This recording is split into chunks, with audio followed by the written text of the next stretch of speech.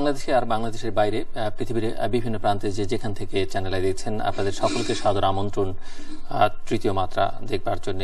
প্রিয় দর্শক, প্রায় 2 মাস হতে চলল, 2 মাসের কাছাকাছি সময় অবরোধের মধ্যে আছে বাংলাদেশ, অবরুদ্ধ একার্থে বাংলাদেশ, এবং প্রায় নিয়মিত বিরতিতে হরতালের মধ্যে আছে। রাতে যারা অনুষ্ঠান দেখছেন, অর্থাৎ আমরা যখন রাতে কথা বলছি তখন হরতালের মধ্যে আছে বাংলাদেশ। হয়তো 1 দিন বা 2 দিনের বিরতি দিয়ে যেভাবে এই হরতালের কর্মসূচি ঘোষিত হচ্ছে তাতে আবার হয়তো হরতালের ঘোষণা শুনতে হতে পারে বাংলাদেশের মানুষকে। হরতাল অবরোধের পরিস্থিতি যাই হোক না কেন, এই সময়টাতে প্রচুর মানুষ জীবন দিয়েছেন পেট্রোল বোমায়, অসংখ্য মানুষ দগ্ধ হয়েছেন, প্রচুর গাড়ি পুড়েছে, এবং অপরদিকে ক্রসফায়ারও মারা গেছেন অনেক মানুষ।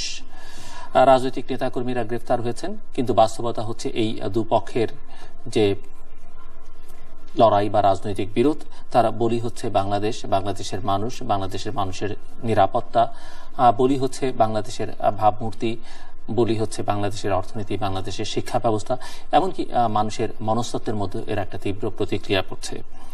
সব মিলিয়ে যে সংকট তৈরি হয়েছে, এই সংকট উত্তরণের উপায় কি, সংকটের কারণ কি, এবং এই সংকট নিয়ে কথা বলবার মানুষের সংখ্যা আসলে কমে আসছে দুদিক থেকেই। এরকম একটি পরিস্থিতিতে কথা বলবার জন্য আমরা স্টুডিওতে আমন্ত্রণ জানিয়েছি, যিনি অত্যন্ত সাহসের সঙ্গে গত বেশ কয়েক বছর যাবৎ বাংলাদেশের রাজনীতি নিয়ে, অর্থনীতি নিয়ে কথাবার্তা বলছেন। আমাদের মহান মুক্তিযুদ্ধের অন্যতম সংগঠক, বঙ্গবন্ধু শেখ মুজিবুর রহমানের অত্যন্ত স্নেহভাজন ঘনিষ্ঠজন, স্বাধীন বাংলা ছাত্র সংগ্রাম পরিষদ নেতা, সাবেক সংসদ সদস্য, অনর্বশী বক্তা নুরে আলম সিদ্দিকী। স্বাগত আপনাকে স্টুডিওতে। মিস্টার নুরে আলম সিদ্দিকী, শুরু করতে চাই যে পরিস্থিতির মধ্য দিয়ে বাংলাদেশ এখন যাচ্ছে। আপনার দীর্ঘ রাজনৈতিক অভিজ্ঞতা, এবং এই মুহূর্তে আপনি গত কয়েক বছর যাবতই বাংলাদেশের রাজনীতির একজন গভীর পর্যবেক্ষক। সেই অর্থে সক্রিয় রাজনীতিতে না থাকলেও প্রবলভাবে রাজনীতিকে আপনি দেখছেন, বিশ্লেষণ করছেন, টেলিভিশনে কথা বলছেন, পত্রিকায় লিখছেন। সব মিলিয়ে যে অবস্থার মধ্যে দিয়ে বাংলাদেশ যাচ্ছে, আপনার দীর্ঘ আন্দোলন সংগ্রামের অভিজ্ঞতার আলোকে এই অবস্থাটা আপনি কিভাবে দেখছেন? ধন্যবাদ আপনাকে। আপনার কুশলী পরিসাবিত পরিমার্জিত ভাষার উপস্থাপনায় আপনি এই 2 মাসের রাজনীতির মূল প্রেক্ষাপটটি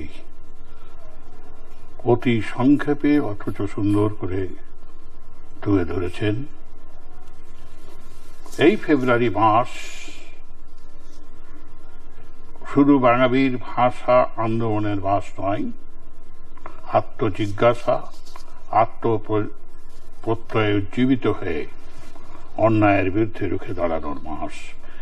সেই ফেব্রুয়ারি মাসের 27 তারিখে বাংলাদেশের আজকে 16 কোটি মানুষ আপনার উপস্থাপনায়, আপনার উপক্রমণিকায় উদ্ধৃত একটি গভীর সংকট, আতঙ্ক, দ্বিধা এবং দুশ্চিন্তার আবর্তে এবং দেশের স্বাধীনতা, সার্বভৌমত্ব সম্পর্কেও আতঙ্কিত, সংশয় বিমুক্ত নয়, এমন একটা পরিবেশের মধ্যে আজকে আমাকে কথা বলতে হচ্ছে। দেখেন, সংকটটি এতই গভীর, সংকটটি এতই অরাজনৈতিক, জেদ, ক্ষমতা দম্ভ এবং একমাত্র ক্ষমতাকে কেন্দ্র করে দেশের মানুষ, তাদের মননশীলতা, তাদের উৎকণ্ঠা, তাদের উদ্গ্রীব, তাদের অর্থনীতি, তাদের চেতনা, সমস্ত কিছুকে অস্বীকার করে 2 জোটের শীর্ষ নেত্রীরা তাদের রাজনীতি চালিয়ে যাচ্ছেন। একদিকে সরকার ঘোষণা দিচ্ছেন যে কিছুই করতে পারছেন না খালেদা জিয়া, সাংগঠনিকভাবে তিনি বিলুপ্ত, অবলুপ্ত, তার কোনো অস্তিত্ব নাই বাংলাদেশে। প্রধানমন্ত্রী সংসদে কটাক্ষ করে, ব্যঙ্গ করে, উপহাস করে বলছেন যে ভুল করেছেন আপনি 2014 নির্বাচন 5ই জানুয়ারি নির্বাচনে না এসে এখন পেট্রোল বোমা মেরে সেই ভুলের প্রায়শ্চিত্ত করা যাবে না, বরং 2019 পর্যন্ত আপনাকে অপেক্ষা করতে হবে। তিনি কোনো অবস্থাতেই স্বীকার করছেন না এই 20 দলীয় জোটকে, অথচ কালকে সংসদে দাঁড়িয়ে তিনি বলবেন 1,30,000 কোটি টাকা ইতিমধ্যে টানা অবরোধ এবং মধ্যে মধ্যে হরতালের কারণে ইতিমধ্যেই বাংলাদেশ ক্ষতিগ্রস্ত হয়েছে। সেটি তো প্রধানমন্ত্রী মিন করছেন যে এই হরতাল অবরোধের মধ্যে নাশকতা এবং সহিংসতা হচ্ছে, সেটি না হলে হতো এই অবরোধ হরতালের কার্যকারিতা থাকতো না। আমি আসবো। সন্দেহাতীতভাবে এই অবরোধ, এই হরতাল ঢাকা শহরের চেহারা দেখে বোঝার কোনো কায়দা নাই যে এর কোনো প্রতিক্রিয়া মানুষের মধ্যে হচ্ছে। সেটি ফাইন্যান্স মিনিস্টার বলেছেন। হ্যাঁ, না, ফাইন্যান্স মিনিস্টার না বললেও আপনি জানেন আমি এই শহরের নাভি মুভে ওয়ালসো টাওয়ার আমার কেন্দ্রীয় অফিস, সেখান থেকে দেখা, এটা তো মোটামুটি গুরুত্বপূর্ণ রাস্তা, কিন্তু যারা শিল্প মালিক, যারা ব্যবসা বাণিজ্য করেন, ক্ষুদ্র ব্যবসায়ী, যারা চাষি, যারা দিন এনে দিন খান, তাদের সকলেই আজকে মর্মে মর্মে উপলব্ধি করছেন। এবং একথা সত্য যে সারা দেশ জুড়ে এই অতর্কিত বোমা হামলার আতঙ্কেই হোক, এই পেট্রোল বোমায় দগ্ধীভূত মানুষের আত্মনাদে ভীত সন্ত্রস্ত হয়েই হোক, দেশে একটি চরম সংকটের, গৃহযুদ্ধ, সামাজিক বিপর্যয়ের কাছাকাছি এনে দাঁড় করিয়েছে। এটা স্বীকার করতেই হবে। এবং প্রধানমন্ত্রী নিজেও এবং বিরোধী দলীয় নেত্রী, বিরোধী দলীয় নয়, 20 দলীয় জোটের নেত্রী, প্রাক্তন প্রধানমন্ত্রী, তিনিও সুনিশ্চিত নন এর শেষ পরিণতি কোথায়। আপনি বলছেন দুপক্ষের কেউই নিশ্চিত নয়। দেখেন, এই যে দুটি জোট, কেন আমি একটু জাস্ট ইন্টারাপ্ট করি, সরকার তো বলছে পুরো পরিস্থিতিটাকে তারা নিয়ন্ত্রণে নিয়ে এসছেন এবং সেই অর্থে আগেকার মতো পেট্রোল বোমার মাত্রা এখন কমে গেছে, সেই সহিংসতা নাশকতা যারা করছেন তাদেরকে আইনের আওতার মধ্যে বা গ্রেফতার করে নিয়ে আসা হচ্ছে। তো আপনার কাছে মনে হচ্ছে না পরিস্থিতি আগের চাইতে খানিকটা নিয়ন্ত্রণে সরকারের?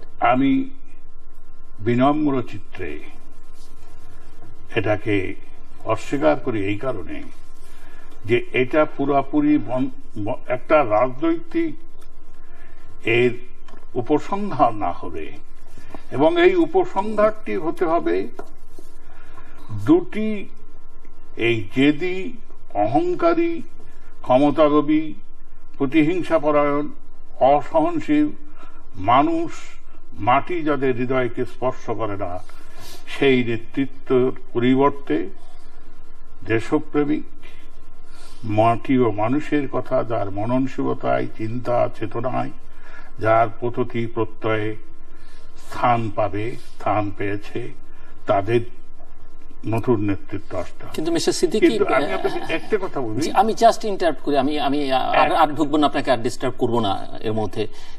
আপনি বলেন সেরকম একটা কথা না বলি, কিন্তু একটা ব্যাপারে খুব কৌশলে এবং খুবই সফলতার সাথে দুই নেত্রী একটি রাজনৈতিক অঘটন ঘটিয়ে রেখেছেন বাংলাদেশে। তারা কোনো তৃতীয় শক্তির বিকাশ হতে দেন নাই। এই কারণেই তারা অদম্য দুঃসাহসিকতায় এই বাংলাদেশের সাধারণ মানুষকে নির্বিচারে উপেক্ষা করার দুঃসাহস দেখাচ্ছেন। আমি যে প্রশ্নটি করতে চাইছিলাম যে সেই রকম দেশপ্রেমিক যে নেতৃত্বের বর্ণনা আপনি দিলেন, তার বিপরীতে সেটি তো বাংলাদেশে মাইক্রোস্কোপ দিয়েও খুঁজে পাওয়া যাচ্ছে না। অনেকেই চেষ্টা করেছেন, কেউই সফল হতে পারছেন না। বা আপনি হয়তো বলবেন যে এই দুই নেত্রী বা এই দুটো ধারা তাদেরকে শক্তিশালী হতে দেয়নি। এবং এমন একটা অবস্থার মধ্যে বাংলাদেশ আছে যে আমরা যাদেরকে খুব ক্লিন ইমেজের মানুষ বলে চিনি, একটা পর্যায়ে গিয়ে দেখা যায় যে তারা আসলে নিজেরাই এমন ফাঁদে পা দেন বা এমনভাবে ধরা পড়েন যে তাদের ক্লিন ইমেজটা ক্লিন থাকছে না, খুবই ডার্টি মনে হয়। সাম্প্রতিক উদাহরণও সেটি হয়তো পাওয়া যাবে। এবং বাংলাদেশের controller and auditor general CAG তিনি গতকালকে বলেছে যে বাংলাদেশের মানুষ কম বেশি সবাই দুর্নীতিগ্রস্ত, এবং কারণ এতে করে বাংলাদেশের সব মানুষই যারা দুর্নীতি করে সবাই কম বেশি লাভবান হয়। দেখেন, আমি আপনার অনুষ্ঠান থেকে বলেছি দুর্নীতি জিনিসটা ছোঁয়াছে। মাছের পতন যেমন মাথার থেকে, সমাজের পতন, মূল্যবোধের অবক্ষয়, দুর্নীতি এটিরও শুরু কিন্তু শীর্ষ নেতৃত্বের থেকে। আজকে একটা কনস্টেবল এর চাকরির জন্য 4 লাখ, এসআই এর চাকরির জন্য 8 লাখ টাকা, এটা মোটামুটি নির্ধারিত। বিভিন্ন জায়গায় পোস্টিং এর জন্য এমন এমন পদ আছে তাতে কোটি কোটি টাকা, এটা কয়েকদিন পরে হয়তো নিলামে উঠবে, অমুক জায়গায় পোস্টিং এ কে কত টাকা দিতে পারবে। মধ্যে তো এই অর্থমন্ত্রী যার কথা আপনি বলবেন, কিন্তু বলবেনই দুর্নীতিটাকে দুর্নীতির আবর্ত থেকে তার সংজ্ঞা বদলাই দেওয়া উচিত। দুর্নীতির আবর্তের মধ্যে এটা রাখা উচিত নয়। দেখেন, আমি আপনাকে এই সংকটময় মুহূর্তেও একটা জিনিসের প্রতি আপনার দৃষ্টি আকর্ষণ করব। প্রধানমন্ত্রী নিজেকে এত শক্তিশালী ভাবেন, তার এত দাম্ভিকতা, তার প্রচন্ড অহংকার বোধ, এটা হওয়া স্বাভাবিক। যে দেখেন, জোট সব দেশেই হয়, এদেশেও জোট হয়েছে একটা 14 দলীয় জোট, এটাকে আমি 16 দলীয় জোট বলবো পরে, একটু ব্যাখ্যা দেওয়ার পরে। সেই দলে ভ্রান্ত বাম নয়, মস্কো পিকিং নয়, গণবাহিনী নয়, সকলে এসে এমন একটা জট পাকিয়েছেন। সরকারের আসল চেহারাটা কি? সরকারের জাতীয় ঐক্য। আরে জাতীয় ঐক্য করতে যে জাতির অস্তিত্ব এবং স্বাধীনতা সার্বভৌমত্বকে বিপন্ন করার উপক্রম হয়ে গেছে। শেখ হাসিনা নিজেও জানেন না মুক্তিযুদ্ধের পক্ষের শক্তি কিভাবে জাতির স্বাধীনতা সার্বভৌমত্ব বিপন্ন করে তুলবে। এটা মুক্তিযুদ্ধের সপক্ষ এবং বিপক্ষ শক্তির এই বিভাজনটাও কল্পনাপ্রসূত। এই বিভাজনটা তৈরি করা হচ্ছে এই দেশের রাজনীতিটাকে একদিকে আফগানিস্তান, পাকিস্তান, অন্যদিকে সন্ত্রাসী, জঙ্গি এবং মৌলবাদী রাষ্ট্র, জঙ্গি রাষ্ট্র হিসাবে প্রতিভাত করার জন্য। এই যে বোমা বিস্ফোরিত হচ্ছে, এই যে পেট্রোল বোমা ছোড়া হচ্ছে, একে নিন্দা করার ভাষা আমার নাই।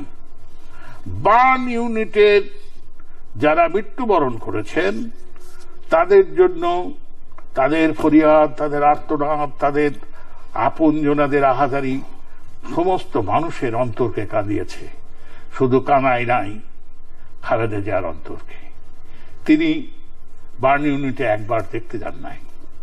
তিনি এই অগ্নিদগ্ধ মানুষের জন্য কোন সমবেদনা প্রকাশ, তিনি তো তার কার্যালয় থেকে বেরোচ্ছেন না, কোথাওই যাচ্ছেন না। না বেরোচ্ছেন না, ওনার তরফ থেকে তো তেমন কেউ যায়, বেরোতে পারছেন না বা বেরোচ্ছেন না। ওনার দলের একজন স্থায়ী কমিটির নেতা গিয়েছিলেন, পরে ওনারা বলছেন যে ওনাদের যাবার পরিবেশ সেখানে নেই, আপত্তি করা হয়েছে।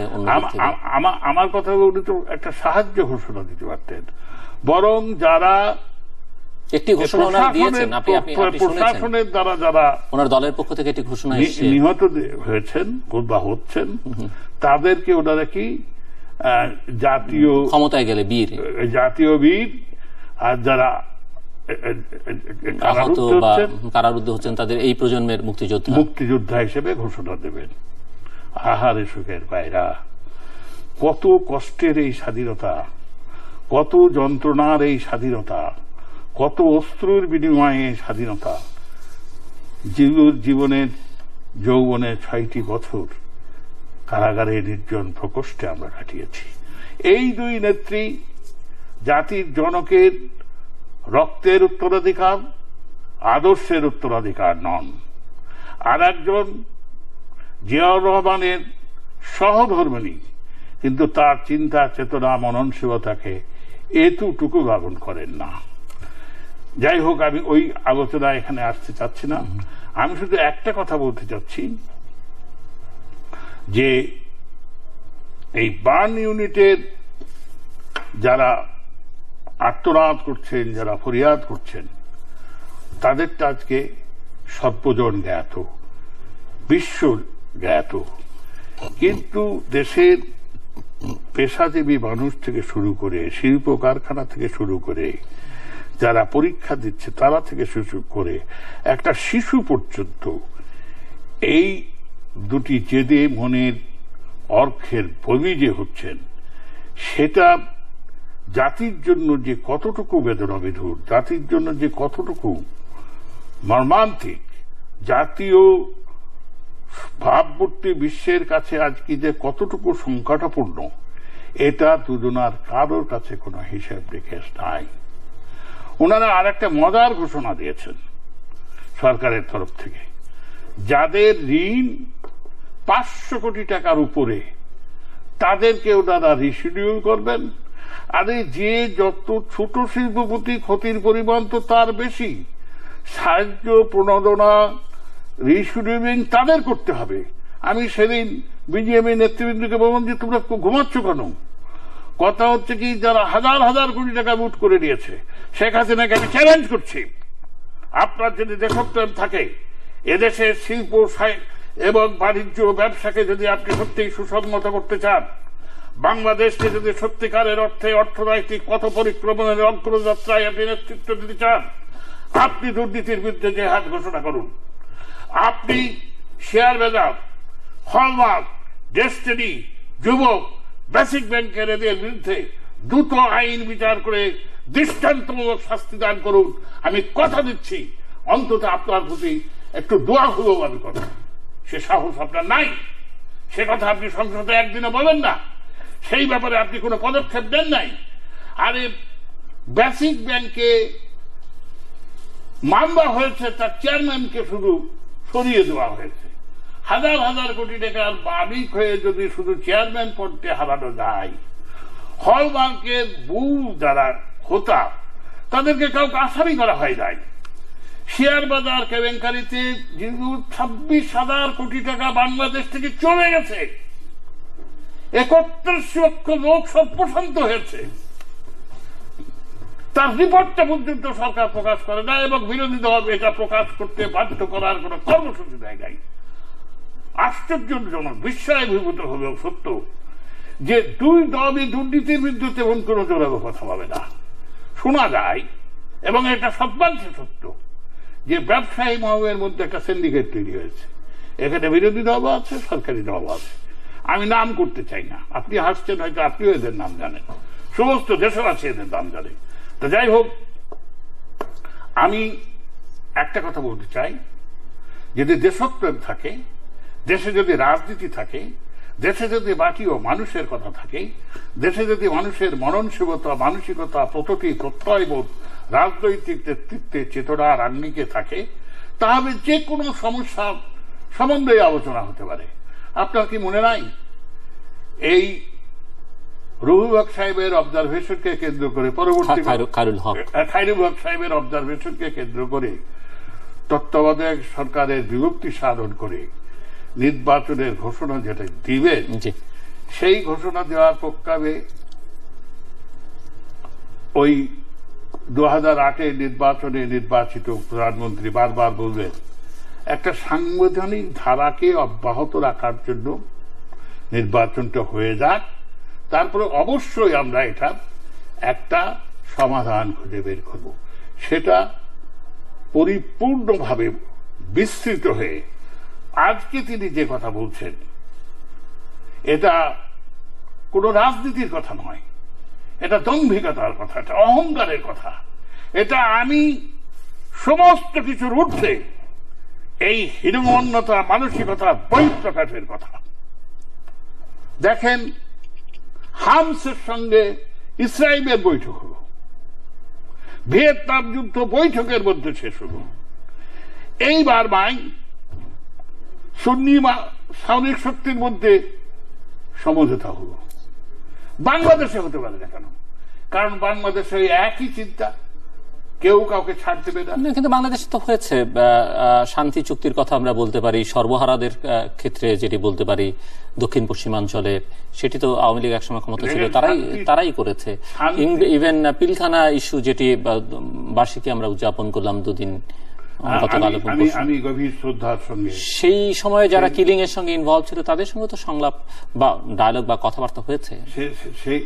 সেই সংলাপ নিয়ে সাধারণ মানুষের মনে, এমনকি প্রতিরক্ষা বাহিনীতেও নানা ধরনের কথোপকথন আছে। আমি ওটা নিয়ে জানতে চাই না, কারণ সেনাবাহিনী সকল বিতর্কের ঊর্ধ্বে, জাতির স্বাধীনতা এবং সার্বভৌমত্বের প্রতীক। কিন্তু যে সমস্ত সেনা সদস্যরা ওই দিন এই পৈশাচিক আক্রমণের শিকার হয়েছেন, আমি বিদগ্ধ চিত্তে তাদের বিদেহী আত্মার প্রতি শ্রদ্ধা নিবেদন করছি এবং আমি আশা করব যে অতি দ্রুত সময়ে দৃষ্টান্তমূলক শাস্তি দেওয়া হবে, যে অমূলক একটা সন্দেহ সমাজে বিরাজ করছে তার পরিপূর্ণ নিরসন করা হবে। যাই হোক, আমি যে কথা বলছিলাম, অন্তর্দ্বন্দ্বে ভরা প্রশাসন। একদিকে বলছেন আইন তার নিজস্ব গতিতে চলবে, আইন আইনের চোখে চলবে, আইন আইনের মতো চলবে, আইন সবার জন্য সমান। অন্যদিকে তার অর্থ মন্ত্রণালয়ের দ্বারা নিযুক্ত কমিশনের প্রাচুর্য ঐশ্বর্য প্রভাবের কাছে মাথা নোয়ায় নাম প্রকাশ করা যায় না। দেখেন, সেদিন একটা মিছিল গেল খালেদা জিয়ার, আমি ওনার সম্বন্ধেও বলবো, বাসায় একজন মন্ত্রী বলবেন যে পুলিশ যদি গ্রেপ্তার করতে ব্যর্থ হয়, আমরা কবে করে শিশুর মতো সোহাগ করে দিয়ে ওনাকে কাশিমপুরে শোয়াই দিয়ে আসবো। তাই যদি সত্য হয়, আমার দাবি হবো একজন নিরপেক্ষ নাগরিক হিসাবে খেলাটা ফাইনাল হয়ে যায়। পুলিশ, র্যাব, সেনাবাহিনী, আইন শৃঙ্খলায় যারা রক্ষায় যারা নিয়োজিত তাদেরকে প্রত্যাহার করুন। ওই যে 1/11 আগে যে দৃশ্য আমরা দেখেছিলাম, সেটি তো একটা ভয়াবহ সিভিল ওয়ার, যেটি অনেকে আবার বলেন যে হচ্ছে তো মনে। আমরা কি সেটি এফোর্ড করতে পারবো কিনা? এফোর্ড করতে পারবো কি পারবো না, এই দুশ্চিন্তাটা যদি তাদের মাথায় থাকতো, এই ধরনের মমত্ববোধ দেশের জন্য যদি তাদের মাথায় থাকতো, অবশ্যই তারা এই আগুন নিয়ে খেলতেন না। এই সামাজিক বিপর্যয় বাংলাদেশকে যদি সমন্বয় করে, বাংলাদেশে শুধু গণতন্ত্রই ব্যাহত হবে তাই নয়, শিল্প কারখানায় ব্যাহত হবে তাই নয়, অর্থ নৈতিক অঙ্গন বিকলঙ্গ হয়ে যাবে শুধু তাই নয়, বাংলাদেশের স্বাধীনতা সার্বভৌমত্ব শুধু আতঙ্কের মুখে পড়বে তাই নয়, এই দুই নেত্রীর জন্য যে করুণ পরিণতি, সেটাও তারা ভেবে দেখছেন না। তাইবে তারা নিশ্চয়ই পরস্পরের প্রতি ন্যূনতম শ্রদ্ধা দেখাতেন। যাই হোক, আমি আপনাকে বলি যে 2014 সালের 5ই জানুয়ারি নির্বাচন, আরে ভাই, আপনি তো নির্বাচিত যেভাবেই হোক হয়ে গেছেন, সেখানেও যেগুলো আমি আপনার দৃষ্টি আকর্ষণ করব, আপনি অনেক অনুষ্ঠান কুশলীভাবে পরিচালনা করেন। উনি নিজেও নিঃসংশয় চিত্ত ছিলেন না যে 2014 5ই জানুয়ারি নির্বাচনে উনি একটা সংখ্যাগরিষ্ঠ পেয়ে সরকার গঠন করবে। তবে কি প্রয়োজন ছিল এই সমস্ত প্রশাসন, বিচার ব্যবস্থা, তারপরে আইন শৃঙ্খলা রক্ষা বাহিনী সবকিছুকে কবজা করার পরেও 153টি আসনে বিনা প্রতিদ্বন্দ্বিতায় আনা তার কি প্রয়োজন ছিল? প্রার্থী পাওয়া যায়নি, কি কর? হ্যাঁ, প্রার্থী পাওয়া যায়নি, উনি তো ওনার দলের প্রার্থী পাওয়া যায় না, এটা কোনো কথা হলো? বাংলাদেশে আপনি এক বাটি গুড় আপনার গেটের সামনে রাখেন না, মৌমাছির কোনো অভাব হবে? উনি সাহস পান নাই একটা সরকার গঠন পর্যন্ত। যখন 153টি আসন উনি বিনা প্রতিদ্বন্দ্বিতায় উনার পক্ষে নিয়ে নেবেন, তখন প্রশাসন থেকে শুরু করে বিচারিক ব্যবস্থা থেকে শুরু করে আইন শৃঙ্খলা রক্ষা বাহিনী থেকে শুরু করে এমনকি দেশের সাধারণ মানুষ পর্যন্ত এই উপসংহারে উপনীত হলো যে উনি তো সরকারে এসেই গেছে, বাবা আমরা শুধু শুধু বাড়াবাড়ি করে বাদ কি। এইখানে আপনার কাছে আমার আরেকটি কথা হলো, তারপরেও এই 153টি মানুষের নির্বাচনী এলাকার আর যে ভোট পড়েছে, এই সব বিবাহে 300 আসনের ভোট দিয়ে যদি আপনি বিভক্তিকরণ করেন, মাত্র 10 ভাগ মানুষের ভোট গত নির্বাচনে পড়েছে। এই নির্বাচন সম্বন্ধে এদেশের মানুষ এবং বিশ্ব জনমত কখনো একটা গণতান্ত্রিক নির্বাচন বলে স্বীকার করে নাই। কেউ কেউ পরে সুর নমনীয় করেছেন, কেউ কেউ এটাকে যে পর্যবেক্ষক পাঠাবো না, যে এই নির্বাচন সব দলের অংশগ্রহণ ছাড়া আমরা স্বীকৃতি দেব না, এই সমস্ত অনেক অনেক অনেক গাল ভরা কথা যারা বলেছিলেন, তাদের কণ্ঠস্বর এখন কিছুটা হলেও ম্রিয়মান। তা এটা কতদিন থাকবে আমি জানি না, এটা অপেক্ষার বিষয়। আমি অবাক হয়ে প্রায় প্রধানমন্ত্রীকে দেখি যে 111-এর মঈনুদ্দিন এবং ফখরুদ্দিন সাহেবকে বিষোদ্গার করছেন, ব্যঙ্গ করছেন, কটাক্ষ করছেন। ওনাদের জেবে নিয়েছিল, সে জেবে ওনারা কিভাবে ছিলেন সে বর্ণনা আমি দেব না। আরে 111 যদি না হতো, 2006 সালের 22শে জানুয়ারি নির্বাচনটি যদি অনুষ্ঠিত হতো, আজকে খালেদা জিয়ার যে অবস্থা, আপনার একই অবস্থা হতো। যেমন ভাবে থরে বিথরে সাজানো ছিল, 5টি স্তরে সাজানো ছিল, আপনাকে যে কয়টি আসন দিতেন খালেদা জিয়ার তরফ থেকে ঘোষিত হতো, সেই কয়টি আসনই শেখ হাসিনার কবলে যুক্ত। তা আমি একটা রাজনৈতিক সচেতন ব্যক্তি হিসাবে ওই 5ই জানুয়ারি নির্বাচনে খালেদা জিয়া না যাওয়া অযৌক্তিক, এটা নিঃসংকোচে বলতে পারবো না, যথেষ্ট কারণ ছিল তার না যাওয়া। কিন্তু এই 5ই জানুয়ারির যে সভাটি তিনি করতে চাইবেন, সেটিতে বাধা না দিবে একটা মনের উষ্মা প্রকাশ করার জন্য, মনের একটা ক্ষোভ প্রকাশ করার জন্য, মনের মধ্যে যে একটা যন্ত্রণা সেটাকে উদ্গীরণের জন্য খালেদা জিয়া যে সভাটি করতে চেয়েছিলেন, সেই সভাটি তাকে অনুমতি দেওয়া হলো না। 4 জানুয়ারির পরিবর্তে ওই দিন খুব সম্ভবত ঈদে মিলাদুন্নবী ছিল, সেই জন্য 3 তারিখে একই জায়গায় সমাবেশ করলেন সরকারি দল। আর 5ই জানুয়ারি তাদের পারমিশনটা দেওয়া হলো না। তার যারা পারিষদবর্গ, তার যারা প্রতিটি কথায় মানে অর্চনা বন্দনা করছেন, যারা প্রতিটি কথায় বিশেষণের পর বিশেষণ সংযোগ করে তার মনতুষ্টির চেষ্টা করছেন, আর আরেকটু সময় পেবে খালেদা জিয়ার 14 গোষ্ঠী উদ্ধার করছেন, তারা ওনাকে বুঝিয়েছিলেন যে যদি একটা বৈঠক হয়, তা সেই বৈঠক হবে থাইল্যান্ডের লাল শার্ট অথবা মিশরের ব্রাদারহুডের মতো ওরা গেড়ে বসে যাবে।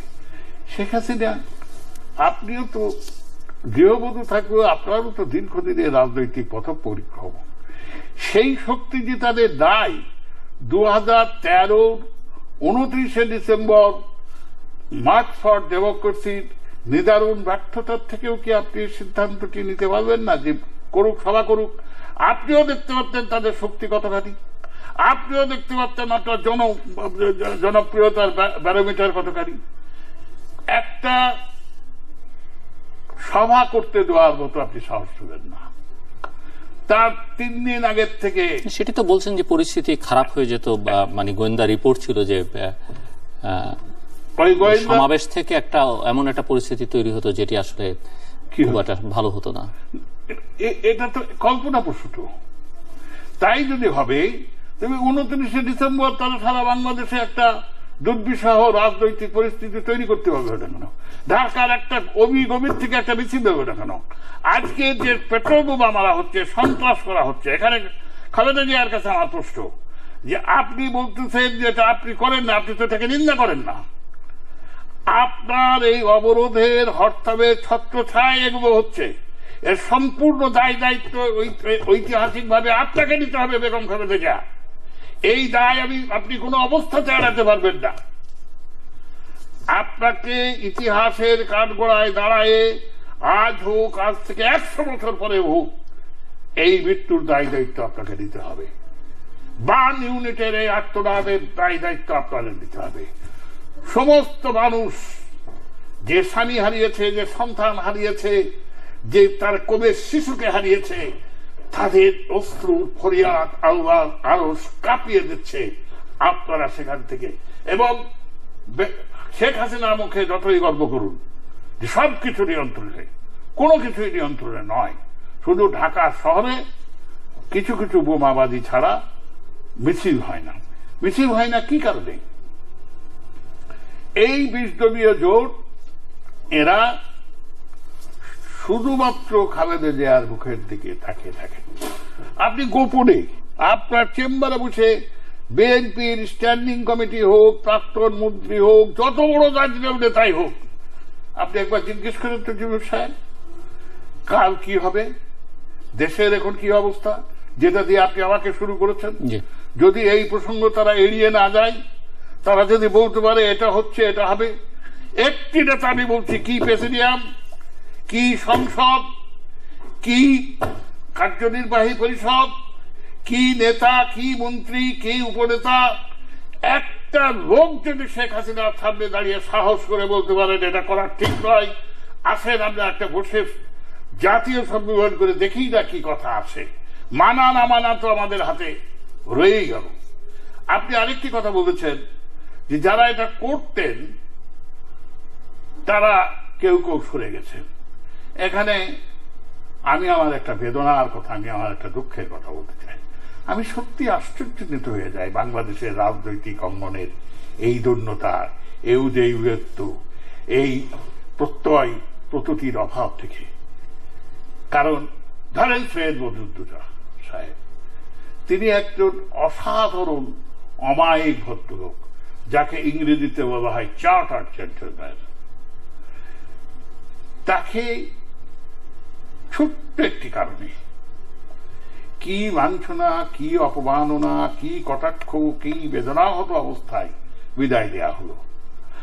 আপনি আমাদের ডাক্তার অনুষ্ঠান পরিচালিত করে যে জনপ্রিয়তা অর্জন করেছিলেন, আপনার ডাক্তার, হ্যাঁ আপনার ডাক্তার, সেখান থেকে জিয়াউর রহমান সাহেব আপনাকে চয়ন করে ওই টিভির ওই আপনার ডাক্তারের বাগান থেকে চয়ন করে মহাসচিব বানাবেন।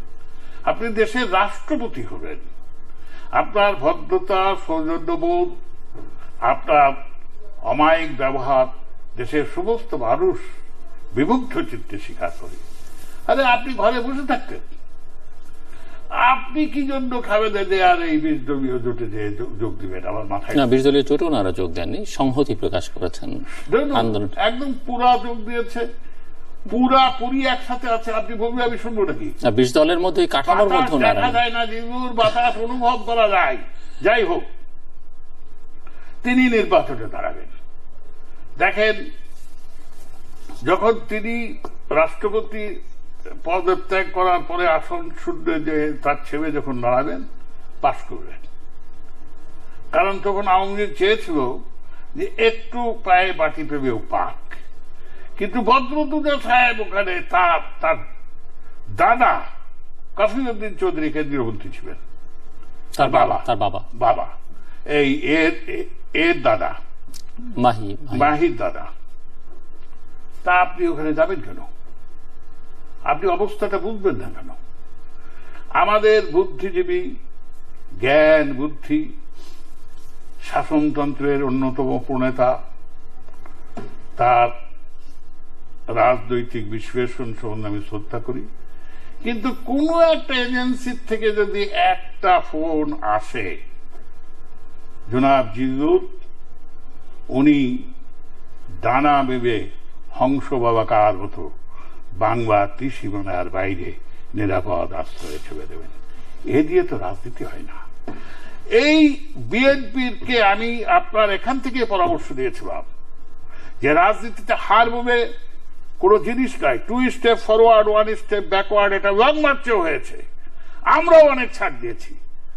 আমরা 23 মার্চে একদিকে স্বাধীনতার পতাকা তুলছি, বঙ্গবন্ধু ইয়া খানের সঙ্গে 23 মার্চেও আলোচনা করেছেন।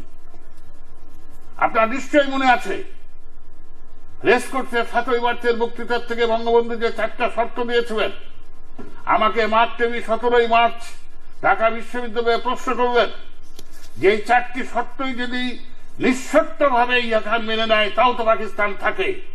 আপনারা বঙ্গবন্ধুকে জাতির জনক ঘোষণা করেছেন, আপনারা বঙ্গবন্ধুকে ইশতেহারে স্বাধীনতার স্থপতি ঘোষণা করেছেন, আপনারা জাতীয় সঙ্গীত সহ সমস্ত কর্মসূচি ঘোষণা করেছেন। যদি এই খানের সঙ্গে বঙ্গবন্ধুর সমঝোতা হয়ে যায় তাহলে কি আপনারা নেতার বিরুদ্ধে দাঁড়িয়ে বিদ্রোহ ঘোষণা করে এই আন্দোলনকে, স্বাধীনতার আন্দোলনকে সামনের দিকে এগিয়ে নিয়ে যাবেন বঙ্গবন্ধুকে পরিত্যাগ করে, নাকি আপনারা আন্দোলন নির্মাণ করে ফেলবেন, আন্দোলন আপনারা গতিরুদ্ধ করে ফেলবেন? আমি একটা জবাব দিয়েছিলাম যে best credential of Sheikh Mujib, he can read the pulse of the people and could rise on the occasion.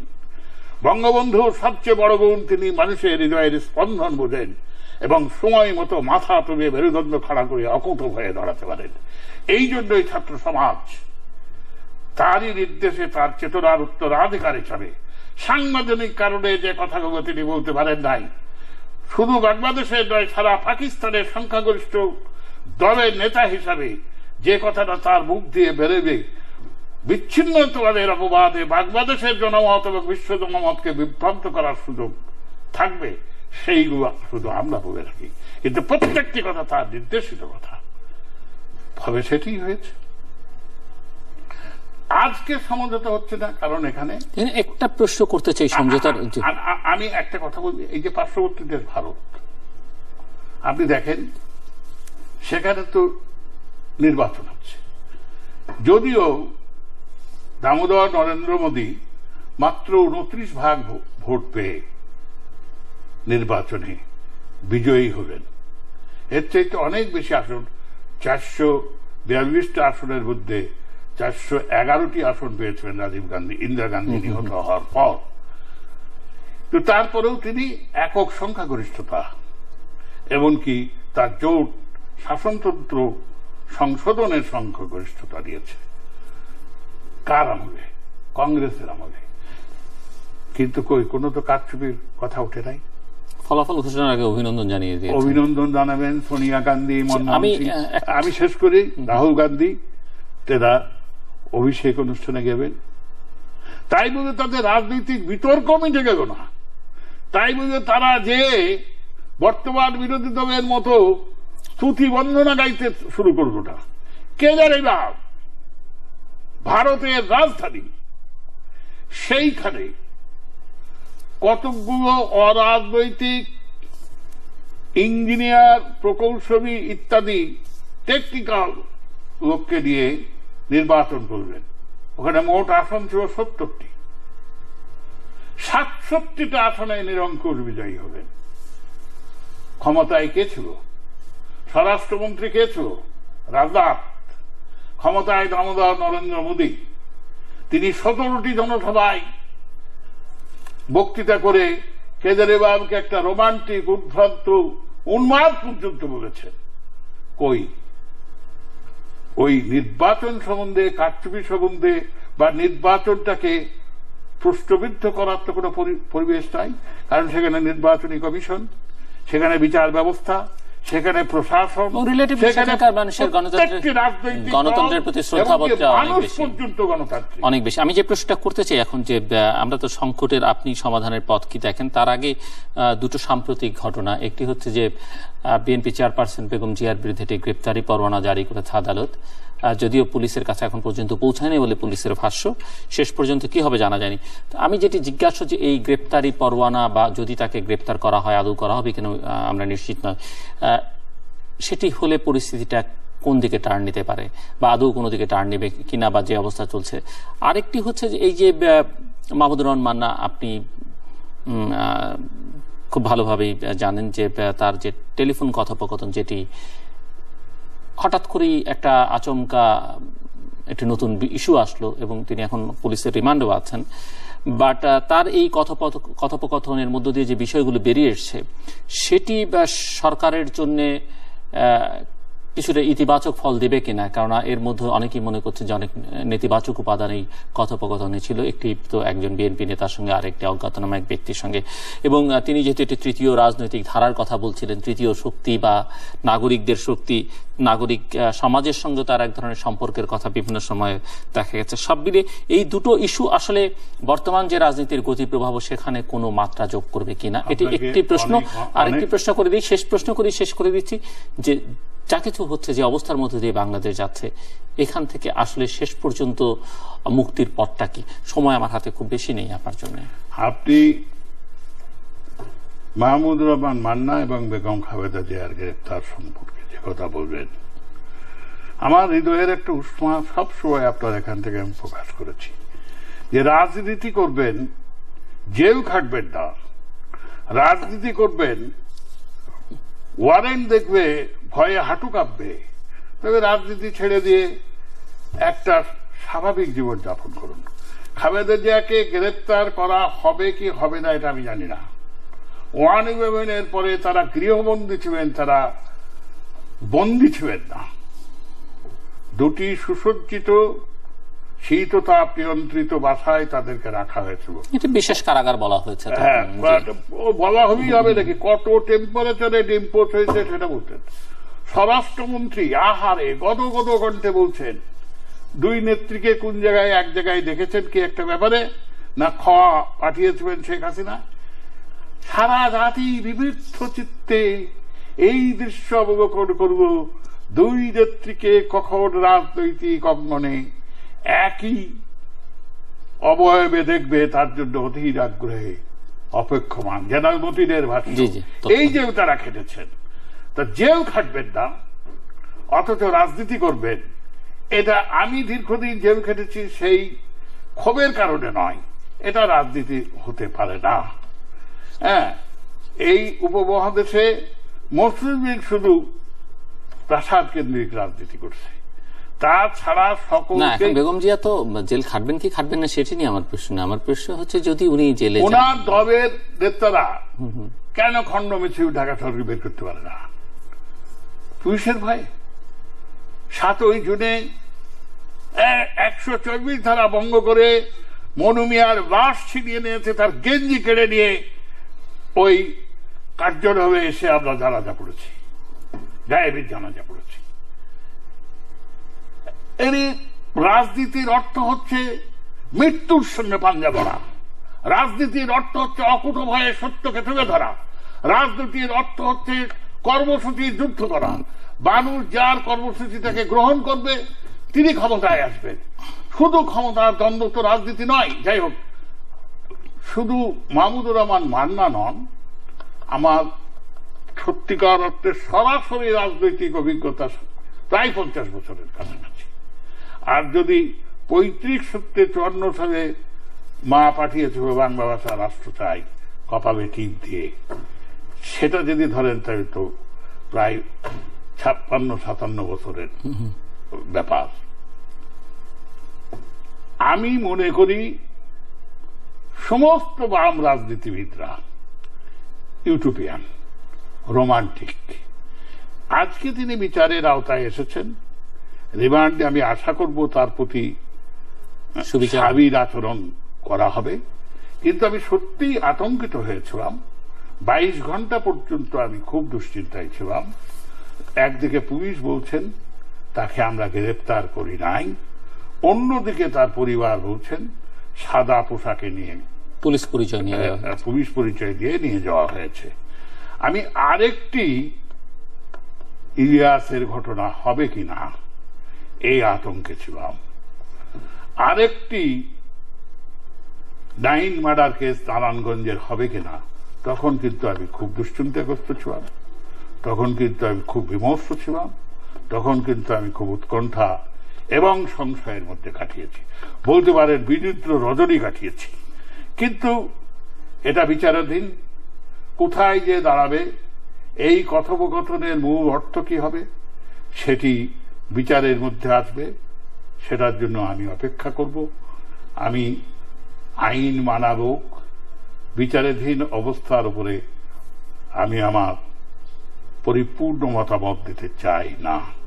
কিন্তু আমি একথা বলতে চাই যে এই দেশের গণতান্ত্রিক ভিন্ন মত প্রকাশে, আমি যেটি সরাসরি প্রশ্ন করছি, মানে এক লাইন উত্তরটি যদি দেন, বেগম জিয়াকে যদি গ্রেপ্তার করা হয় সেটিতে সরকার বা বিএনপি কোন পক্ষ কোনো মাইলেজ পাবে কিনা, মানে তার পলিটিক্সের ক্ষেত্রে? আমার ধারণা আগে দেখতে হবে করা হচ্ছে কিনা।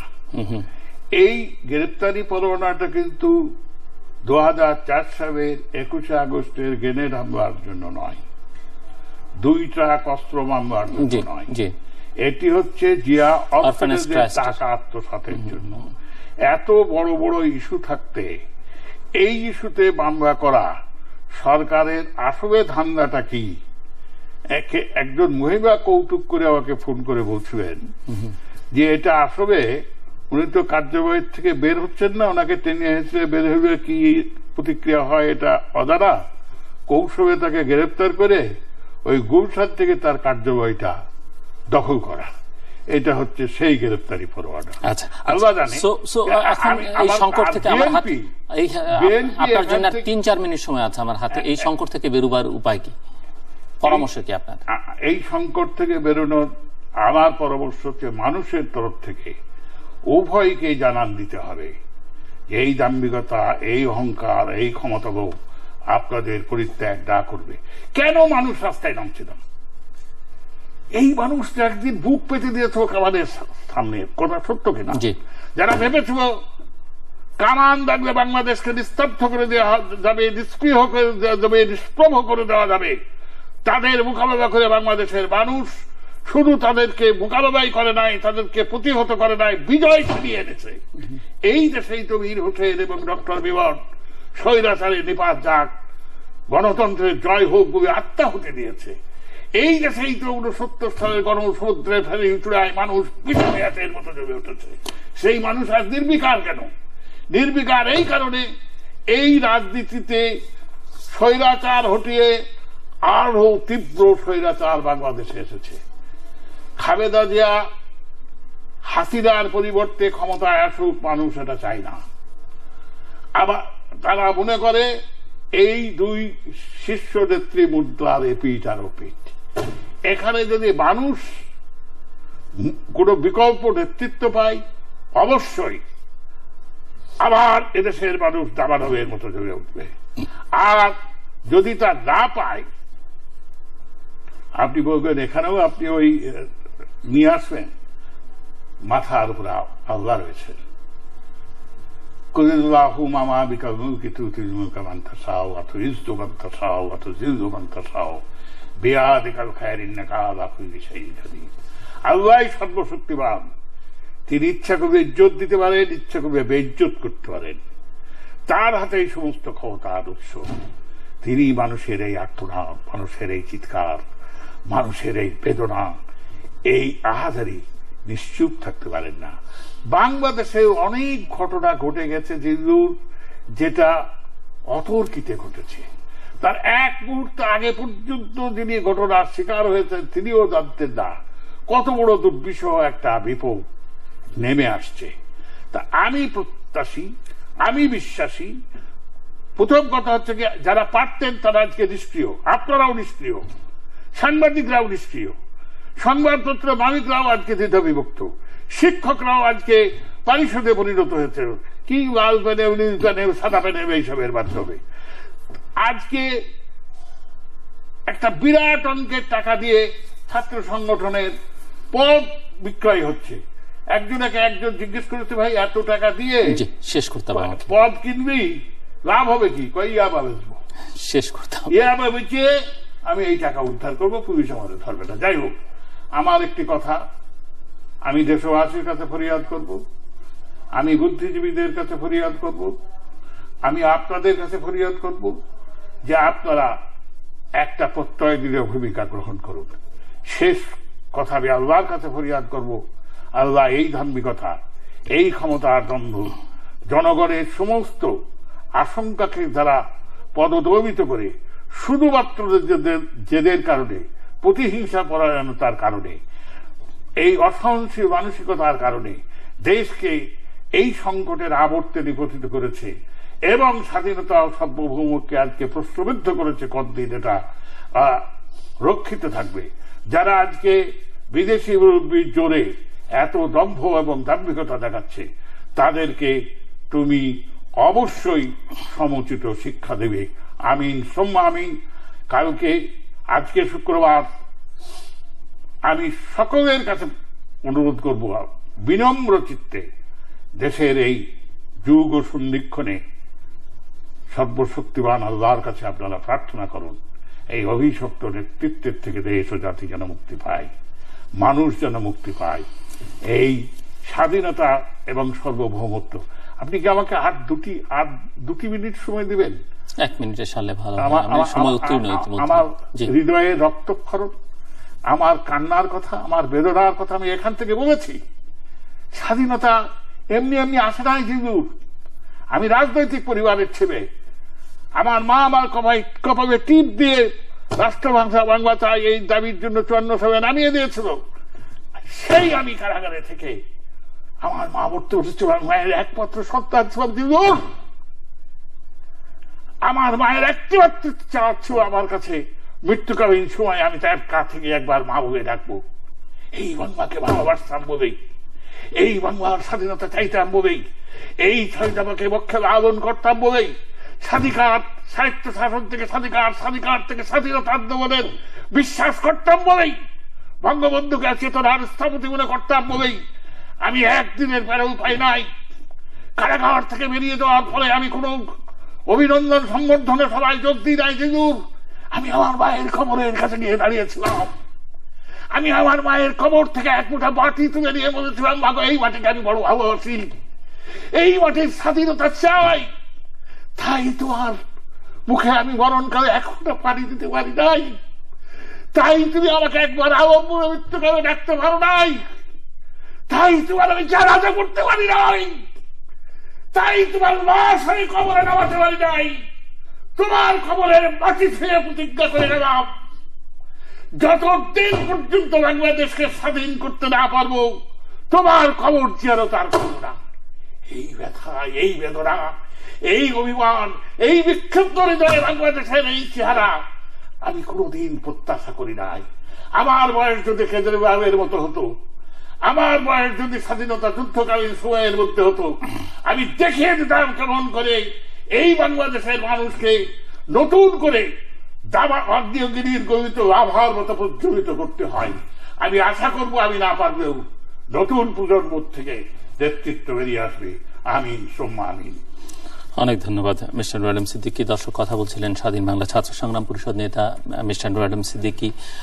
মহান মুক্তিযুদ্ধের সংগঠক, মুক্তি সংগ্রামে মুক্তিযুদ্ধের যে ত্যাগ, নিজের যে ত্যাগ কষ্ট, সেটি অনুষ্ঠানের শেষ প্রান্তে এসে তার কথার মধ্য দিয়ে আবারও বেরিয়ে আসলো।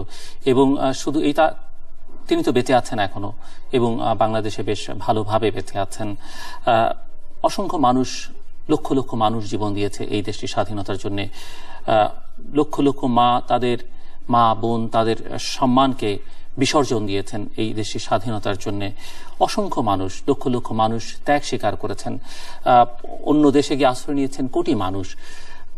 এত রক্তক্ষয়, এত ত্যাগের বিনিময়ে যে দেশটি স্বাধীন হয়েছে, যে দেশের অপার সম্ভাবনা 43 বছর ধরে খেটে খাওয়া সাধারণ মানুষ, গার্মেন্টস শ্রমিক, প্রবাসে থাকা শ্রমিকরা যে দেশটির অর্থনীতিকে চাঙ্গা করে রেখেছেন। এবং গতকাল বাংলাদেশ ব্যাংক জানিয়েছে যে বাংলাদেশের ইতিহাসের রেকর্ড পরিমাণ রিজার্ভ এখন বাংলাদেশ ব্যাংকে, $20 বিলিয়ন বাংলাদেশে এখন রিজার্ভ। সেই বাংলাদেশ চোখের সামনে ধ্বংস হয়ে যাবে, শেষ হয়ে যাবে শুধু কিছু মানুষের ক্ষমতায় থাকা যাওয়ার এই লড়াইয়ের মধ্য দিয়ে।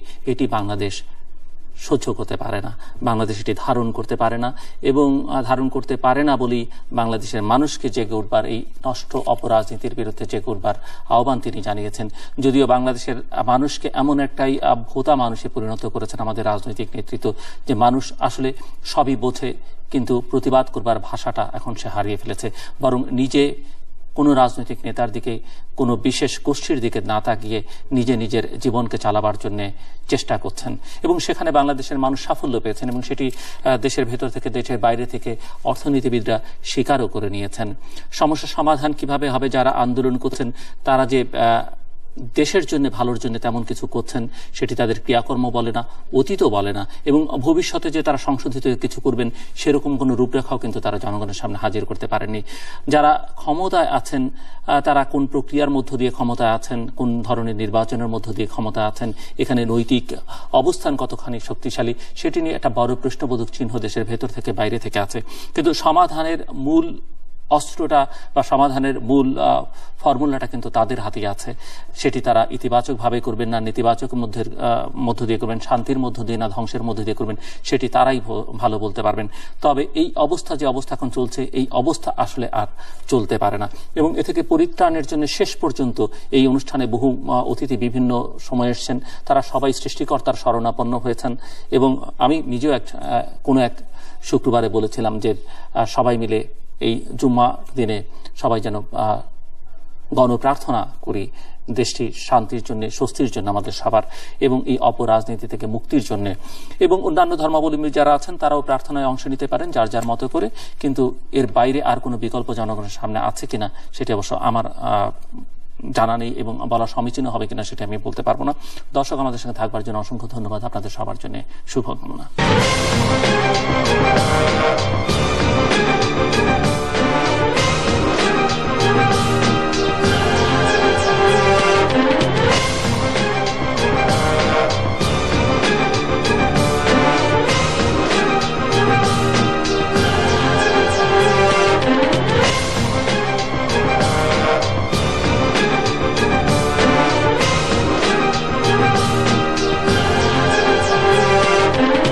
জেল খাটবেন না, রাজনীতি করবেন, ওয়ারেন্ট দেখবে, ভয়ে হাঁটু কাঁপবে, তবে রাজনীতি ছেড়ে দিয়ে একটা স্বাভাবিক জীবন যাপন করুন।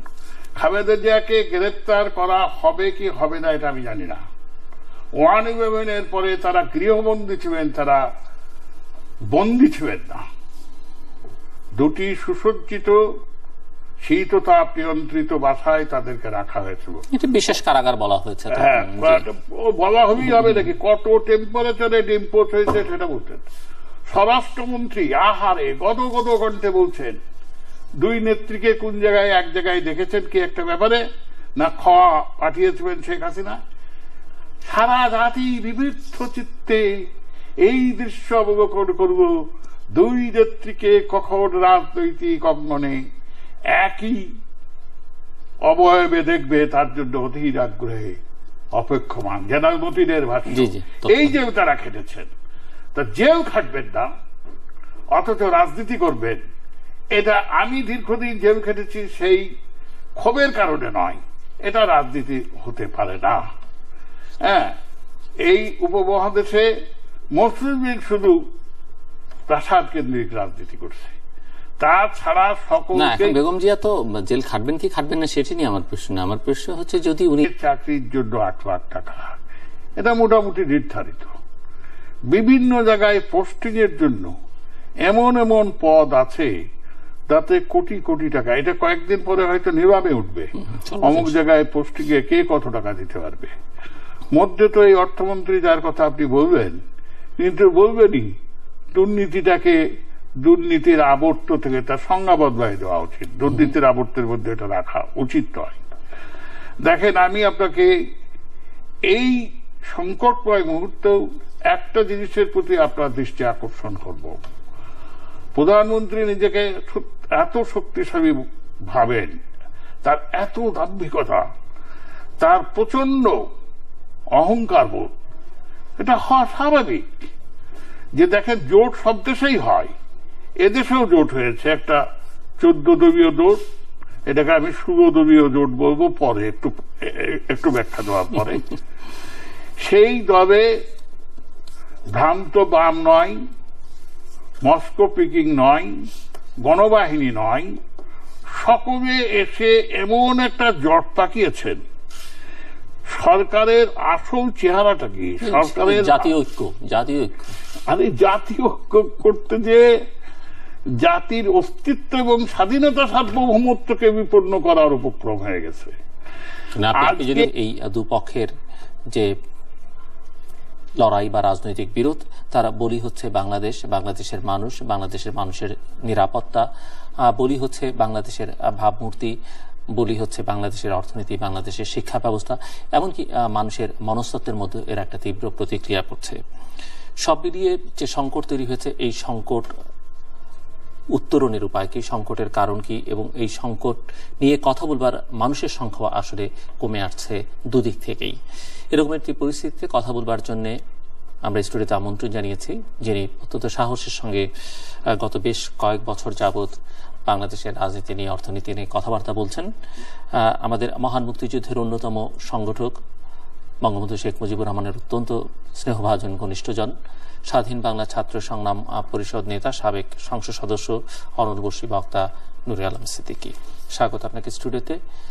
মিস্টার নুরে আলম সিদ্দিকী, শুরু করতে চাই যে পরিস্থিতির মধ্য দিয়ে বাংলাদেশ এখন যাচ্ছে, আপনার দীর্ঘ রাজনৈতিক অভিজ্ঞতা এবং এই মুহূর্তে আপনি গত কয়েক বছর যাবতই বাংলাদেশের রাজনীতির একজন গভীর পর্যবেক্ষক, সেই অর্থে সক্রিয় রাজনীতিতে না থাকলেও প্রবলভাবে রাজনীতিকে আপনি দেখছেন, বিশ্লেষণ করছেন, টেলিভিশনে কথা বলছেন, পত্রিকায় লিখছেন। সব মিলিয়ে যে অবস্থার মধ্যে দিয়ে বাংলাদেশ যাচ্ছে, আপনার দীর্ঘ আন্দোলন সংগ্রামের অভিজ্ঞতার আলোকে এই অবস্থাটা আপনি কিভাবে দেখছেন? ধন্যবাদ আপনাকে। মধ্যে যে একটা যন্ত্রণা, সেটাকে উদ্গীরণের জন্য খালেদা জিয়া যে সভাটি করতে চেয়েছিলেন, সেই সভাটি তাকে অনুমতি দেওয়া হলো না। 4 জানুয়ারির পরিবর্তে ওই দিন খুব সম্ভবত ঈদে মিলাদুন্নবী ছিল, সেই জন্য 3 তারিখে একই জায়গায় সমাবেশ করলেন সরকারি দল, আর 5 জানুয়ারি তাদের পারমিশনটা দেওয়া হলো না। তার যারা পারিষদবর্গ, তার যারা প্রতিটি কথায় মানে অর্চনা বন্দনা করছেন, যারা প্রতিটি কথায় বিশেষণের পর বিশেষণ সংযোগ করে তার মনতুষ্টির চেষ্টা করছেন, আর আরেকটু সময় পেবে খালেদা জিয়ার 14 গোষ্ঠী উদ্ধার করছেন, তারা ওনাকে বুঝিয়েছিলেন যে যদি একটা বৈঠক হয়, তা সেই বৈঠক হবে থাইল্যান্ডের লাল শার্ট অথবা মিশরের ব্রাদারহুডের মতো ওরা গেড়ে বসে যাবে। শেখ হাসিনা, আপনিও তো গৃহবধূ থাকলেও আপনারও তো দীর্ঘদিনের রাজনৈতিক পথ পরিক্রম, সেই শক্তি যে তাদের দায় 2013 29 ডিসেম্বর মার্চ ফর ডেমোক্রেসির নিদারুণ ব্যর্থতার থেকেও কি আপনি সিদ্ধান্তটি নিতে পারবেন না যে মুক্তি পায়, মানুষ যেন মুক্তি পায়, এই স্বাধীনতা এবং সার্বভৌমত্ব? আপনি কি আমাকে আর 2 মিনিট সময় দিবেন? 1 মিনিটের সালে ভালো। আমার হৃদয়ে রক্তক্ষরণ, আমার কান্নার কথা, আমার বেদনার কথা আমি এখান থেকে বলেছি। স্বাধীনতা এমনি এমনি আসে নাই জিজু। আমি রাজনৈতিক পরিবারের ছেলে, আমার মা আমার কপালে টিপ দিয়ে রাষ্ট্রভাষা বাংলা চাই এই দাবির জন্য 54 সালে নামিয়ে দিয়েছিল। সেই আমি কারাগারে থেকে আমার মা বলতে বসেছিল, মায়ের একমাত্র সন্তান ছিল জিজুর, আমার মায়ের একমাত্র চাওয়া ছিল আমার কাছে মৃত্যুকালীন সময় আমি তার কাছ থেকে একবার মা বলে ডাকবো। এই বাংলাকে ভালোবাসতাম বলেই, এই বাংলার স্বাধীনতা চাইতাম বলেই, এই স্বাধীনতাকে বক্ষে লালন করতাম বলেই, স্বাধিকার সাহিত্য শাসন থেকে স্বাধিকার থেকে স্বাধীনতা আন্দোলনের বিশ্বাস করতাম বলেই, বঙ্গবন্ধুকে চেতনার স্থপতি মনে করতাম বলেই আমি একদিনের বেড়ে উপায় নাই কারাগার থেকে বেরিয়ে যাওয়ার ফলে আমি কোন অভিনন্দন সংবর্ধনে সবাই যোগ দিই নাই জিজুর। আমি আমার মায়ের কবরের কাছে গিয়ে দাঁড়িয়েছিলাম, আমি আমার মায়ের কবর থেকে এক মুঠা মাটি তুলে নিয়ে বলেছিলাম, মাগো এই মাটিকে আমি বড় ভালোবাসি, এই মাটির স্বাধীনতা চাই, তাই তোমার মুখে আমি মরণকালে একটা পানি দিতে পারি নাই, তাই তুমি আমাকে একবার আমাদের বুদ্ধিজীবী, জ্ঞান বুদ্ধি শাসনতন্ত্রের অন্যতম প্রণেতা, তার রাজনৈতিক বিশ্লেষণ সম্বন্ধে আমি শ্রদ্ধা করি, কিন্তু কোন একটা এজেন্সির থেকে যদি একটা ফোন আসে, জনাব জিল্লুর উনি ডানা বেবে হংস বাবাকার মতো বাংলা ত্রিসীমানার বাইরে নিরাপদ আশ্রয়ে চলে দেবেন। এ দিয়ে তো রাজনীতি হয় না। এই বিএনপির কে আমি আপনার এখান থেকে পরামর্শ দিয়েছিলাম যে রাজনীতিতে হার বলে কোন জিনিস নয়, 2 স্টেপ ফরওয়ার্ড 1 স্টেপ ব্যাকওয়ার্ড, এটা লং মার্চেও হয়েছে। আমরাও অনেক ছাড় দিয়েছি। আমরা 23শে মার্চে একদিকে স্বাধীনতার পতাকা তুলছি, বঙ্গবন্ধু ইয়া খানের সঙ্গে 23শে মার্চেও আলোচনা করেছেন। আপনার নিশ্চয়ই মনে আছে রেস করছে 7ই মার্চের বক্তৃতার থেকে বঙ্গবন্ধু যে 4টা শর্ত দিয়েছিলেন, আমাকে মার্চ 17ই মার্চ ঢাকা বিশ্ববিদ্যালয়ে প্রশ্ন করবেন যে এই 4টি শর্তই যদি নিঃশর্তভাবে ইয়া খান মেনে নেয় তাও তো পাকিস্তান থাকে। আপনারা বঙ্গবন্ধুকে জাতির জনক ঘোষণা করেছেন, আপনারা বঙ্গবন্ধুকে ইশতেহারে স্বাধীনতার স্থপতি ঘোষণা করেছেন, আপনারা জাতীয় সঙ্গীত সহ সমস্ত কর্মসূচি ঘোষণা করেছেন। যদি আজকে সমঝোতা হচ্ছে না, কারণ এখানে একটা প্রশ্ন করতে চাই সমঝোতার, আমি একটা কথা বলবি, এই যে পার্শ্ববর্তী দেশ ভারত, আপনি দেখেন সেখানে তো নির্বাচন হচ্ছে, যদিও দামোদর নরেন্দ্র মোদী মাত্র 29% ভোট পেয়ে নির্বাচনে বিজয়ী হলেন।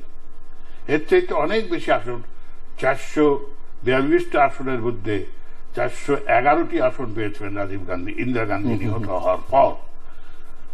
তো তারপরেও তিনি একক সংখ্যাগরিষ্ঠতা, এমনকি তার জোট শাসনতন্ত্র সংশোধনের সংখ্যাগরিষ্ঠতা দিয়েছে। কার আমলে? কংগ্রেসের আমলে। কিন্তু কোনো তো কারচুপির কথা উঠে নাই। ফলাফল ঘোষণার আগে অভিনন্দন জানিয়ে দিয়ে অভিনন্দন জানাবেন সোনিয়া গান্ধী, মনমোহন সিং, আমি শেষ করি রাহুল গান্ধী, তেরা অভিষেক অনুষ্ঠানে গেবেন। তাই বলে তাদের রাজনৈতিক বিতর্ক মিটে গেল না। তাই বলে তারা যে বর্তমান বিরোধী দলের মতো স্তুতি বন্দনা গাইতে শুরু করল না। কে জানে না ভারতের রাজধানী, সেইখানে কতগুলো অরাজনৈতিক ইঞ্জিনিয়ার, প্রকৌশলী ইত্যাদি টেকনিক্যাল লোককে দিয়ে নির্বাচন, সে বর্ণনা আমি দেব না। আরে 1/11 যদি না হতো, 2006 সালের 22শে জানুয়ারি নির্বাচনটি যদি অনুষ্ঠিত হতো, আজকে খালেদা জিয়ার যে অবস্থা, আপনার একই অবস্থা হতো। যেমন ভাবে থরে বিথরে সাজানো ছিল, 5টি স্তরে সাজানো ছিল, আপনাকে যে কয়টি আসন দিতেন খালেদা জিয়ার তরফ থেকে ঘোষিত হতো, সেই কয়টি আসনই শেখ হাসিনার কবলে যুক্ত। তা আমি একটা রাজনৈতিক সচেতন ব্যক্তি হিসাবে ওই 5ই জানুয়ারি নির্বাচনে খালেদা জিয়া না যাওয়া অযৌক্তিক, এটা নিঃসংকোচে বলতে পারবো না। যথেষ্ট কারণ ছিল তার না যাওয়া। কিন্তু এই 5ই জানুয়ারির যে সভাটি তিনি করতে চাইবেন, সেটিতে বাধা না দিবে একটা মনের উষ্মা প্রকাশ করার জন্য, মনের একটা ক্ষোভ প্রকাশ করার জন্য, মনের মধ্যে যে একটা যন্ত্রণা, সেটাকে উদ্গীরণের জন্য খালেদা জিয়া যে সভাটি করতে চেয়েছিলেন, সেই সভাটি তাকে অনুমতি দেওয়া হলো না। 4 জানুয়ারির পরিবর্তে ওই দিন খুব সম্ভবত ঈদে মিলাদুন নবী ছিল, সেই জন্য 3 তারিখে ওই 2008 নির্বাচনে নির্বাচিত প্রধানমন্ত্রী বারবার বলবেন একটা সাংবিধানিক ধারাকে অব্যাহত রাখার জন্য নির্বাচনটা হয়ে যাক, তারপরে অবশ্যই আমরা এটা একটা সমাধান খুঁজে বের করব। সেটা পরিপূর্ণভাবে বিস্তৃত হয়ে আজকে তিনি যে কথা বলছেন এটা কোনো রাজনীতির কথা নয়, এটা দম্ভিকতার কথা, এটা অহংকারের কথা, এটা আমি সমস্ত কিছুর ঊর্ধ্বে এই হীনমন্যতা মানসিকতা বহিঃপ্রকাশের কথা। দেখেন, হামসের সঙ্গে ইসরায়েলের বৈঠক হলো, ভিয়েতনাম যুদ্ধ বৈঠকের মধ্যে শেষ হলো, এইবার মাই সুন্নি সামরিক শক্তির মধ্যে সমঝোতা হলো। বাংলাদেশে হতে পারে না কেন? কারণ বাংলাদেশে একই চিন্তা, কেউ কাউকে ছাড় দেবে না। কিন্তু বাংলাদেশে তো হয়েছে শান্তি চুক্তির কথা আমরা বলতে পারি, সর্বহারাদের ক্ষেত্রে যেটি বলতে পারি দক্ষিণ পশ্চিমাঞ্চলের, সেটি তো আওয়ামী লীগ একসময় ক্ষমতা ছিল, তারাই করেছে। ইভেন পিলখানা ইস্যু যেটি বার্ষিকী আমরা উদযাপন করলাম দুদিন, আমি গভীর শ্রদ্ধার সঙ্গে সেই সময়ে যারা কিলিং এর সঙ্গে ইনভলভ ছিল তাদের সঙ্গে তো সংলাপ বা ডায়ালগ বা কথাবার্তা হয়েছে। সেই সংলাপ বাংলাদেশকে স্বাধীন করতে না পারবো, তোমার খবর চেয়ারও তার খবর না। এই ব্যথা, এই বেদনা, এই অভিমান, এই বিক্ষিপ্ত হৃদয়ে বাংলাদেশের এই চেহারা আমি কোনদিন প্রত্যাশা করি নাই। আমার বয়স যদি কেজরিওয়ালের মতো হতো, আমার বয়স যদি স্বাধীনতা যুদ্ধকালীন সময়ের মধ্যে হতো, আমি দেখিয়ে দিতাম কেমন করে এই বাংলাদেশের মানুষকে নতুন করে আগ্নেয়গিরির গঠিত লাভার মতো প্রজ্বলিত করতে হয়। আমি আশা করব আমি না পারলেও নতুন প্রজন্ম থেকে নেতৃত্ব বেরিয়ে আসবে। আমিন সুম্মা আমিন। অনেক ধন্যবাদ মিস্টার নুর আলম সিদ্দিকী। দর্শক, কথা বলছিলেন স্বাধীন বাংলা ছাত্র সংগ্রাম পরিষদ নেতা মিস্টার নুর আলম সিদ্দিকী, মহান মুক্তিযুদ্ধের সংগঠক। মুক্তি সংগ্রামে মুক্তিযুদ্ধের যে ত্যাগ, নিজের যে ত্যাগ কষ্ট, সেটি অনুষ্ঠানের শেষ প্রান্তে এসে তার কথার মধ্য দিয়ে আবারও বেরিয়ে আসলো। এবং শুধু এইটা, তিনি তো বেঁচে আছেন এখনো এবং বাংলাদেশে বেশ ভালোভাবে বেঁচে আছেন। অসংখ্য মানুষ, লক্ষ লক্ষ মানুষ জীবন দিয়েছে এই দেশটি স্বাধীনতার জন্য। লক্ষ লক্ষ মা, তাদের মা বোন, তাদের সম্মানকে বিসর্জন দিয়েছেন এই দেশটি স্বাধীনতার জন্য। অসংখ্য মানুষ, লক্ষ লক্ষ মানুষ ত্যাগ স্বীকার করেছেন, অন্য দেশে গিয়ে আশ্রয় নিয়েছেন কোটি মানুষ। এত রক্তক্ষয়, এত ত্যাগের বিনিময়ে যে দেশটি স্বাধীন হয়েছে, যে দেশের অপার সম্ভাবনা 43 বছর ধরে খেটে খাওয়া সাধারণ মানুষ, গার্মেন্টস শ্রমিক, প্রবাসে থাকা শ্রমিকরা যে দেশটির মনু মিয়ার লাশ ছিনিয়ে নিয়েছে, তার গেঞ্জি কেড়ে নিয়ে ওই কার্যক্রমে এসে আমরা জানাজা পড়েছি, গায়েবীর জানাজা পড়েছি। এর রাজনীতির অর্থ হচ্ছে মৃত্যুর সঙ্গে পাঞ্জা ধরা, রাজনীতির অর্থ হচ্ছে অকুট ভয়ে সত্যকে তুলে ধরা, রাজনীতির অর্থ হচ্ছে কর্মসূচির যুদ্ধ করা। মানুষ যার কর্মসূচি তাকে গ্রহণ করবে তিনি ক্ষমতায় আসবেন। শুধু ক্ষমতার দ্বন্দ্ব তো রাজনীতি নয়। যাই হোক, শুধু মাহমুদুর রহমান মান্না নন, আমার সত্যিকার অর্থে সরাসরি রাজনৈতিক অভিজ্ঞতা প্রায় 50 বছরের কাছাকাছি। আর যদি 35-54 সালে মা পাঠিয়েছে বাংলা ভাষা রাষ্ট্র চাই কপালে টিপ দিয়ে, সেটা যদি ধরেন তাহলে তো প্রায় 56-57 বছরের ব্যাপার। আমি মনে করি সমস্ত বাম রাজনীতিবিদরা ইউটোপিয়ান, রোমান্টিক। আজকে তিনি বিচারের আওতায় এসেছেন, রিমান্ডে আমি আশা করব তার প্রতি স্বাভাবিক আচরণ করা হবে। কিন্তু আমি সত্যিই আতঙ্কিত হয়েছিলাম। 22 ঘন্টা পর্যন্ত আমি খুব দুশ্চিন্তায় ছিলাম। একদিকে পুলিশ বলছেন তাকে আমরা গ্রেফতার করি নাই, অন্যদিকে তার পরিবার বলছেন। টেলিফোন কথোপকথন যেটি হঠাৎ করেই একটা আচমকা একটি নতুন ইস্যু আসলো এবং তিনি এখন পুলিশের রিমান্ডেও আছেন। বাট তার এই কথোপকথনের মধ্য দিয়ে যে বিষয়গুলো বেরিয়ে এসছে সেটি সরকারের জন্য কিছুটা ইতিবাচক ফল দেবে কিনা, কারণ এর মধ্যে অনেকেই মনে করছে যে অনেক নেতিবাচক উপাদান এই কথোপকথনে ছিল। একটি তো একজন বিএনপি নেতার সঙ্গে, আরেকটি অজ্ঞাতনামা এক ব্যক্তির সঙ্গে, এবং তিনি যেহেতু একটি তৃতীয় রাজনৈতিক ধারার কথা বলছিলেন, তৃতীয় শক্তি বা নাগরিকদের শক্তি, নাগরিক সমাজের সঙ্গে তার এক ধরনের সম্পর্কের কথা বিভিন্ন সময়ে দেখা গেছে। সব মিলিয়ে এই দুটো ইস্যু আসলে বর্তমান যে রাজনীতির গতি প্রভাব সেখানে কোনো মাত্রা যোগ করবে কিনা, এটি একটি প্রশ্ন। আরেকটি প্রশ্ন করে দিই, শেষ প্রশ্ন করি, শেষ করে দিচ্ছি যে যা কিছু হচ্ছে, যে অবস্থার মধ্যে দিয়ে বাংলাদেশ যাচ্ছে, এখান থেকে আসলে শেষ পর্যন্ত মুক্তির পথটা কি? সময় আমার হাতে খুব বেশি নেই আপনার জন্য। আপনি